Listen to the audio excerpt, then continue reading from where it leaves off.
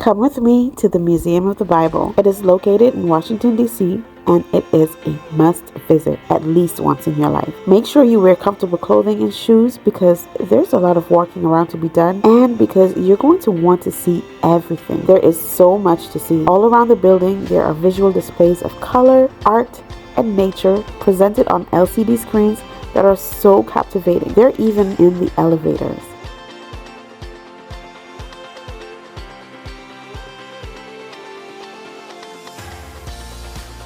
The first exhibit we saw was how the Bible impacted the world, how it has affected fashion, theater, literature, music, and a plethora of other categories. It was a pretty big exhibit. There's a key of all the different categories and symbols that relate to them. The yellow tube-like structures hanging from the ceiling tell you the category of the exhibit below it and the symbol connected to it.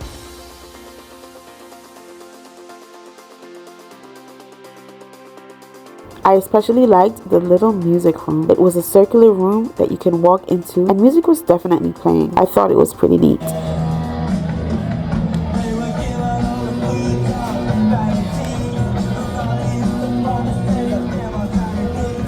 They had a complete exhibit on Billy Graham, and I also believe they had one on Martin Luther King, but I am so bummed that I never got to see that one. I didn't know they had one until after the end. We were very tired by the time we got back to the museum from lunch, and we weren't able to see all the exhibits. Nonetheless, the Billy Graham exhibit was pretty extensive. It showed a lot of his life's work, personal belongings, and his passionate impact in the Christian ministry.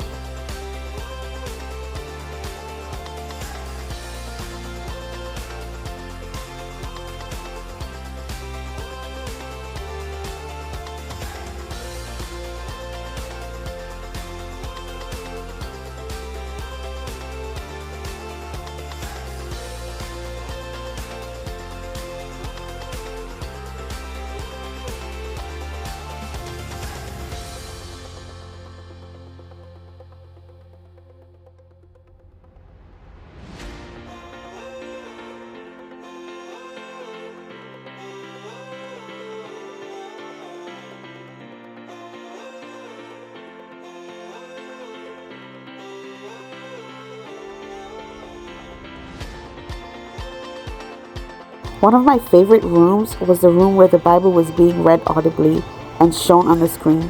The church pews were a nice touch. Take up the shield of faith, with which you can extinguish all the flaming arrows of the evil one. Take the helmet of salvation and the sword of the Spirit, which is the word of God.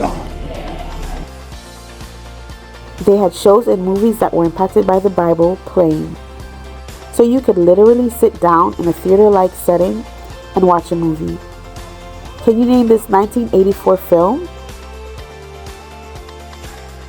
We left that section and went to one where there was a whole display on the prophets of God that was just so beautiful, and it just took up the whole room. The entire wall was covered with tall paintings of each prophet and a little bio next to them. Remarkable.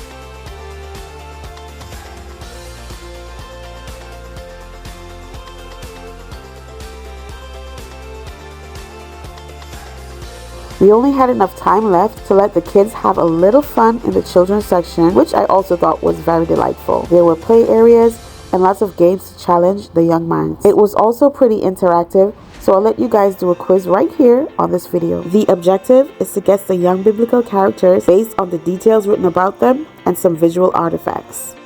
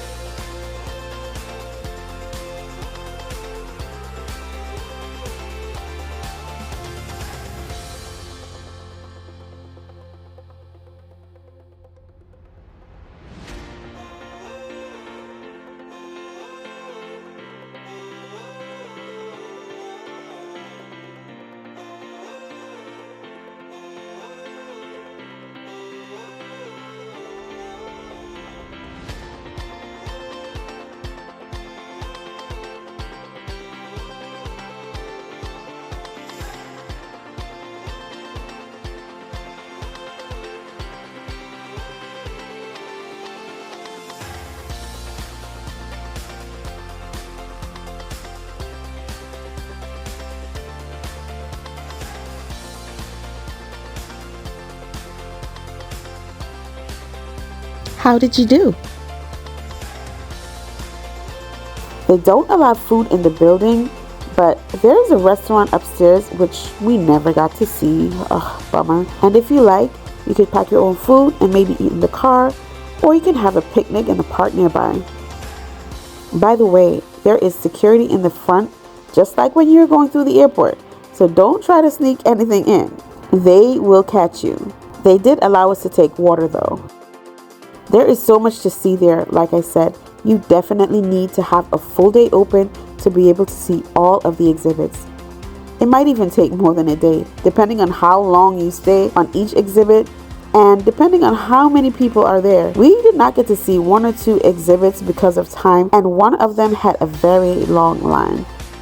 Overall, the experience at the Museum of the Bible was epic, and I really think that you should definitely make a trip there soon.